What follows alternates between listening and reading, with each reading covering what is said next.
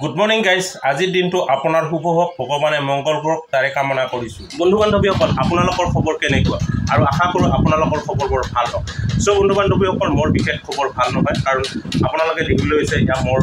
মানে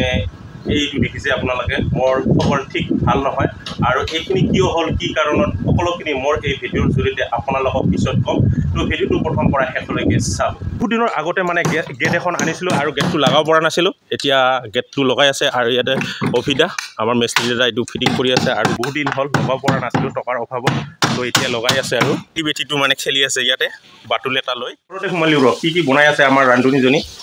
বা একদম জুইত দেখোন দালি এইপিনে কি এইটো কোমোৰা আৰু মাছ ফ্ৰাই কৰি আছে আজি মানে মিস্ত্ৰী দাদাহঁতক মাছ আৰু দালি খুৱাব মানে আঞ্জা তো খং উঠিছে মই মানে ভিডিঅ' বনাই থকাৰ কাৰণে আৰু এইপিনে দেখোন মেষ্টা টেঙা উঠাই ছিঙি আছে তো গাইজ আজি জুতিলৈকে খাম বুলি ভাবিছোঁ মেষ্টা টেঙাটো মই মেষ্টা টেঙা খাব নাপাম মানে এতিয়া মোৰ অৱস্থা বেয়া হৈছে না মেষ্টা টেঙা শাক খাব নাপাম তো ভিডিঅ' কৰাৰ কাৰণে বাপ ৰে বাপ একদম খং উঠিছে মুখ চুখ ফুলি গৈছে তো মইতো সহায় এতিয়া সম্পূৰ্ণ গেটটো ফিটিং কৰা হয় আৰু এতিয়া পষ্টটো জাম দিব পষ্টটো জাম দেৱাৰ কাৰণে উমেশ ভাইটি আৰু সঞ্জীৱে মছলা বনাব আৰু পাথৰ আৰু বালু উখাই আছে আৰু খোৱা মছলাটো নহয় আৰু শিল পাথৰ মিক্স কৰি বনাব আৰু এই ইয়াত পষ্টত জাম দেৱা মছলাটো বনোৱা হ'ল এতিয়া সঞ্জীৱ ভাইটিয়ে মছলাটো ধুনীয়াকৈ বনাইছে এতিয়া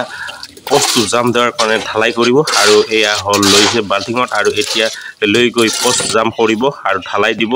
আৰু ইপিনে উমেশ আৰু অভিদাই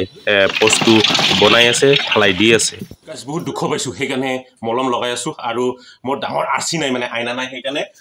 খিৰিকীৰ এই গ্লাছতে মানে লগাই আছোঁ এতিয়াকে মানে বহুত দুখ পাইছোঁ ভাল গৈছে আৰু এইটো গৈছে আৰু ভৰিটো গৈছে এইটো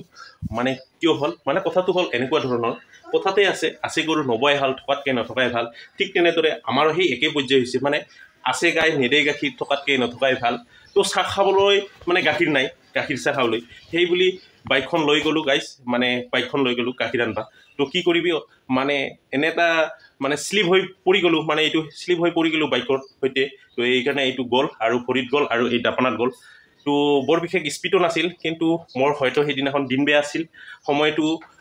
বেয়া আছিল সেইকাৰণে মোৰ এক্সিডেণ্ট হৈ গ'লোঁ আৰু এইখিনি আজি কষ্ট ভোগ কৰিব লগা হৈছে আৰু বাইকটো গাইজ একো হোৱা নাই জানা নাই বাইকটো একো হোৱা নাই কিন্তু মানুহটো বেদৰি গৈছোঁ একদম মানে গাইজ এই টাৰ্ণিংখিনিতে পৰিছোঁ মানে শ্লিপ খাই আগৰ জেগাত শ্লিপ খাই গাখীৰ আনিবলৈ গৈ চাওকচোন চাওক কি ধুনীয়া জেগাতে মই মানে পৰি গ'লোঁ কথাতে আছে যে যাৰ মৰণ আছে বোলে চুকুনা বাখৰাতে পৰি মৰে ঠিক মোৰো সেই অৱস্থাই হৈ গৈছে চিন্তা কৰিব লগা বৰ বিশেষ কথা নহয় কাৰণ দুখ পাইছোঁ এদিন ভাল হ'ব আৰু কষ্ট ভোগ কৰিবই লাগিব কাৰণ যিহেতু এক্সিডেণ্টটো হৈ গ'ল কি কৰিবি আৰু